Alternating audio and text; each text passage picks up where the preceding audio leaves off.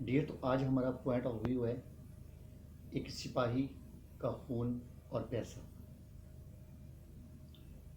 तो हम स्टार्ट लेते हैं सोशल मीडिया के पॉइंट से।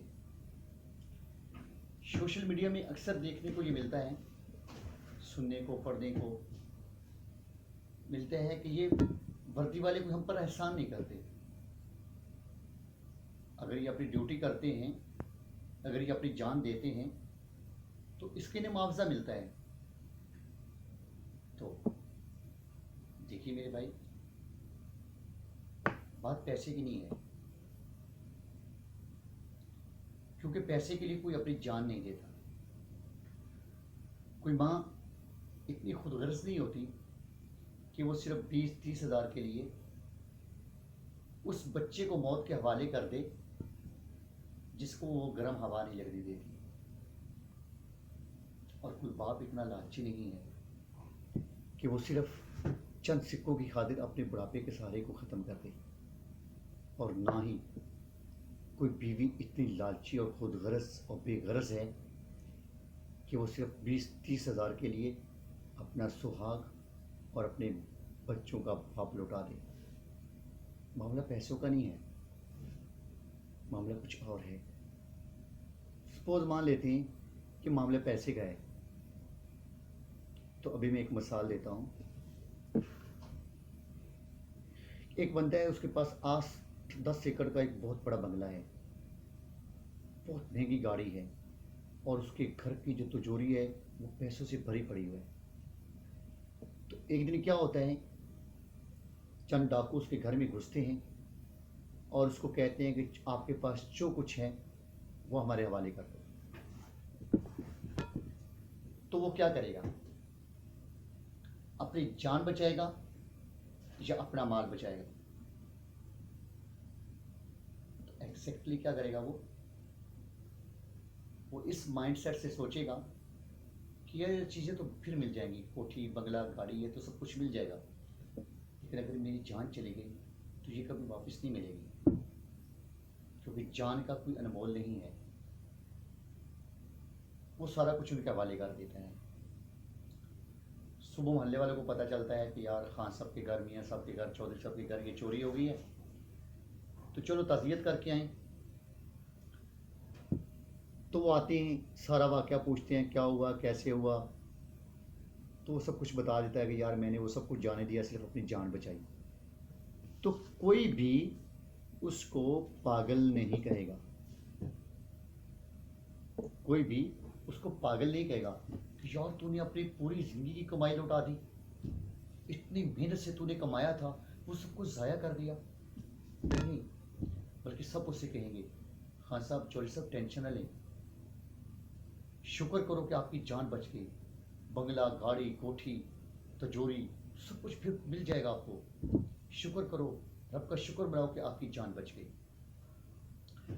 तो इस तरफ तो हम करोड़ों अरबों की जायदाद को जान पर कुर्बान कर देते हैं कि अगर अरबों की कमाई भी हो तो वो दे दो, लेकिन अपनी जान बचाओ। अभी इसका सेकंड व्यू देखते हैं।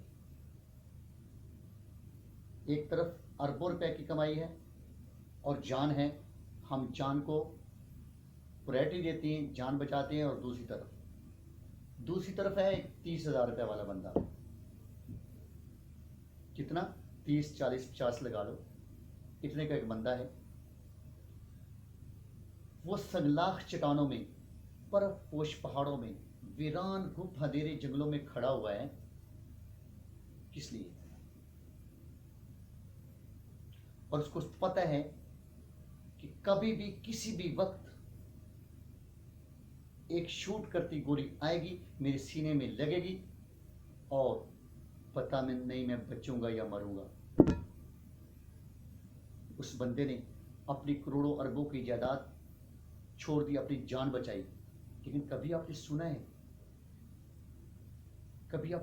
ये 8 एकड़ तो दूर, 8 किनाल तो दूर, 8 मरले तो दूर, 8 इंच तो दूर, जब तक एक वर्दी वाले के जिस्म में खून का आखिरी कतरा और आखिरी सांस बाकी है, दुश्मन एक एक सूत्र भी उसके वतन में घुसने नहीं देगा। वो भी ये सोच सकता है ना यार कि 30-40 हज़ार मुझे कहीं और से मिल जाएंगे, अपनी जान बचाओ और भागो।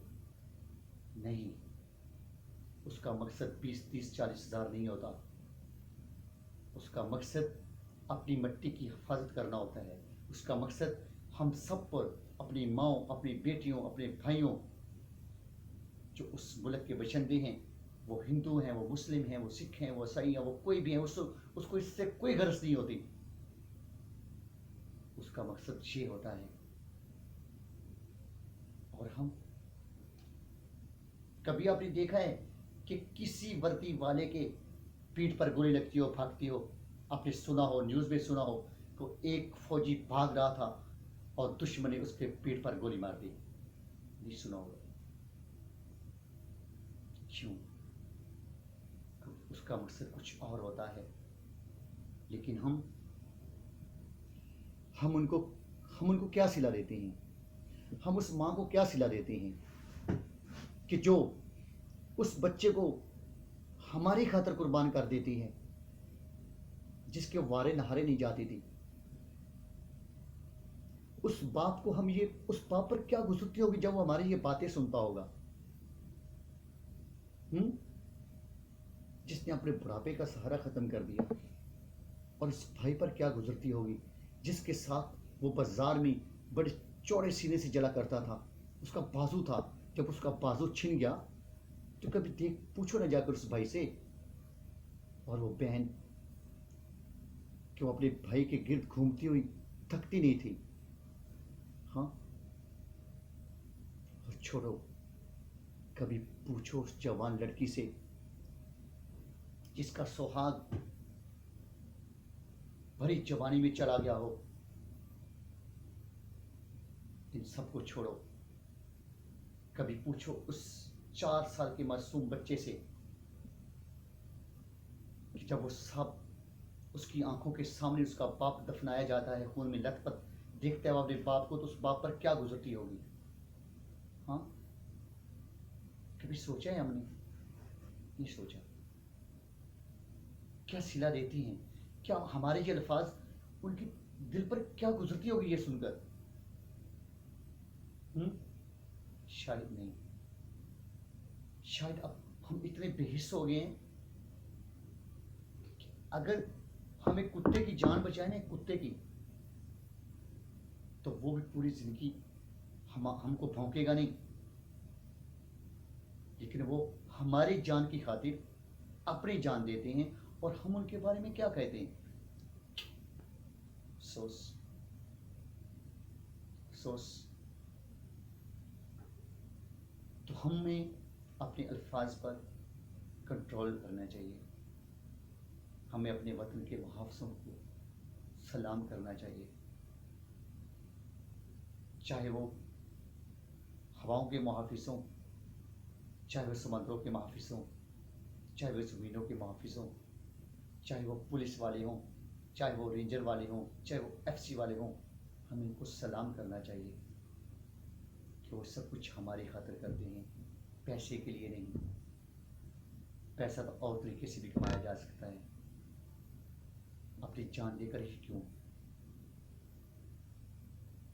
तो हम इसी बात पे अपने टॉपिक को क्लोज़ करते हैं कि हमेशा अपने मुहाफ़िज़ों की कदर करें। वो जहाँ भी हैं, कहीं भी हैं, उनकी हिफाजत के लिए दुआ करें, ना कि ऐसे अल्फाज करके हम उन्हें और उनके घर वालों को एक दर्दनाक अज़ियत दें। तो आज का हम पॉइंट ऑफ व्यू यहीं पर क्लोज़ करते हैं। अल्लाह हमारे मुहाफ़िज़ों को सलामत रखे और हमारे शहीदों के दर्जात बुलंद करे। अल्लाह हमारे ईमान की, हमारी जान की, हमारे माल की और हमारी इज़्ज़त की हिफाजत फरमाए। Okay, see you again, that's all. अल्लाह हाफिज़।